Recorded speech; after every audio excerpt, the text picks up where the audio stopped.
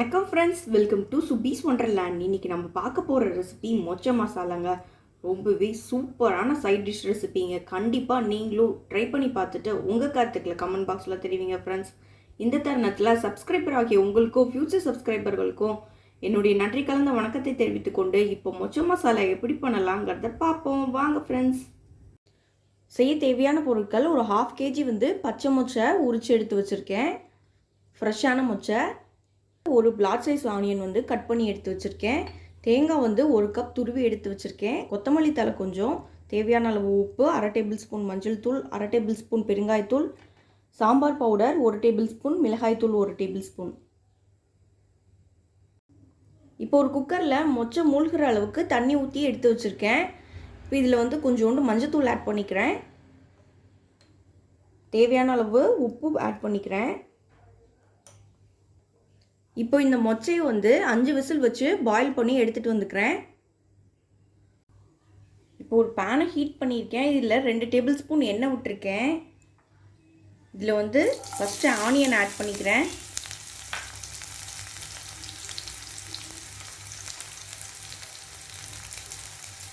நல்லா வதக்கிக்குவோம்.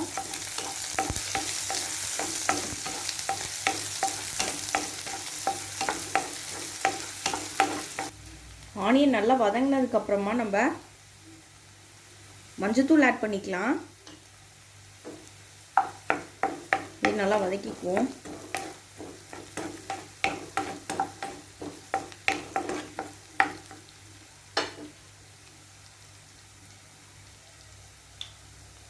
பெருங்காயத்தூள் ஆட் பண்ணிக்கிறேன்.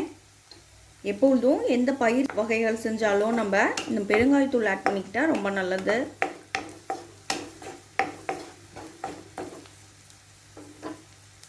இப்போது சாம்பார் பவுடர் ஆட் பண்ணிக்கிறேன். நான் சாம்பார் பவுடர் ஆட் பண்ணியிருக்கேன். நீங்கள் விருப்பப்பட்டீங்கன்னா கரம் மசாலா ஆட் பண்ணிக்கலாம். அப்படி இல்லைன்னா மட்டன் மசாலா, சிக்கன் மசாலா கூட ஆட் பண்ணிக்கலாம். அவங்கவுங்க விருப்பத்துக்கு தகுந்த மாதிரி ஆட் பண்ணிக்கலாம்.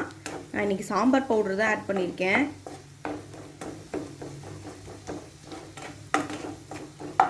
இப்போது தேவையான அளவு மிளகாய் தூள் ஆட் பண்ணிக்கோங்க. உங்கள் காரத்துக்கு தகுந்த மாதிரி மிளகாய் தூள் பார்த்து ஆட் பண்ணிக்கோங்க. இது நல்லா வதக்கிக்குவோம்.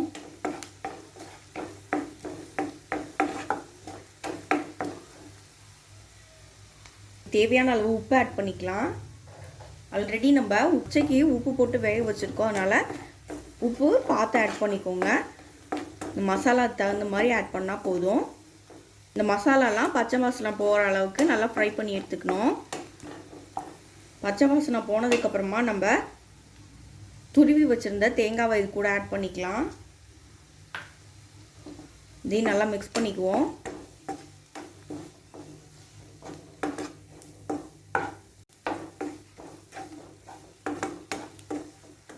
இப்போ மசாலாலாம் நல்லா வதங்கிச்சு. இந்த தேங்காவோட நல்லா வதங்கி வந்துச்சு.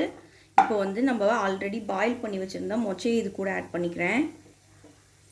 இப்போ மொச்சையை இது கூட ஆட் பண்ணிக்கிறேன்.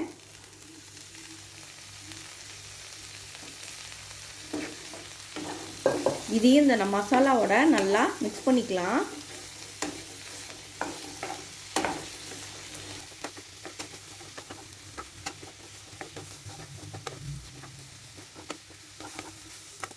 ஒரு 3 நிமிஷத்துக்கு நம்ம இந்த மொச்சையை இந்த மசாலாவோட நல்லா ஃப்ரை பண்ணி எடுத்துக்குவோம்.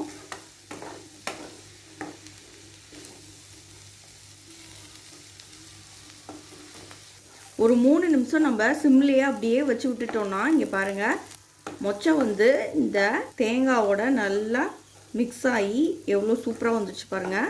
நல்லா பயங்கர சூப்பராக ஃப்ரை ஆயிடுச்சு. கலர்லாம் சேஞ்ச் ஆகி ரொம்ப சூப்பராக ஃப்ரை ஆயிடுச்சு. பாருங்கள் எவ்வளோ ட்ரையாக இருந்துச்சுன்னு. இப்போ நம்ம சாம்பார் சாதத்துக்கு, தயிர் சாதத்துக்கு, ரசம் சாதத்துக்குலாம் ரொம்ப சூப்பரான சைட் டிஷ்ஷாக இருக்குங்க. ஃபைனலாக கொஞ்சம் கொத்தமல்லி ஆட் பண்ணிக்கிறேன். லைட்டாக மிக்ஸ் பண்ணிக்குவோம்.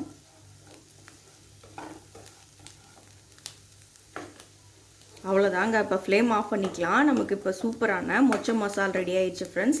இதை ஒரு பவுலுக்கு ட்ரான்ஸ்ஃபர் பண்ணி எடுத்துகிட்டு வந்துக்கிறேன். இப்போ டேஸ்டியான மொச்சை மசால் சூப்பராக ரெடி ஆயிடுச்சு ஃப்ரெண்ட்ஸ். இந்த ரெசிபி உங்களுக்கு பிடிச்சிச்சின்னா எங்கள் சேனலை லைக் பண்ணுங்கள், ஷேர் பண்ணுங்கள், சப்ஸ்கிரைப் பண்ணுங்கள். உங்கள் கருத்துக்களை கமெண்ட் பண்ணுங்கள். மீண்டும் இன்னொரு நல்ல ரெசிபியோட உங்களை மீட் பண்ணுறேன். அதுவரை உங்களிடமிருந்து விடைபெறுவது சுபீஸ் ஒண்டர்லேண்ட். தேங்க்யூ.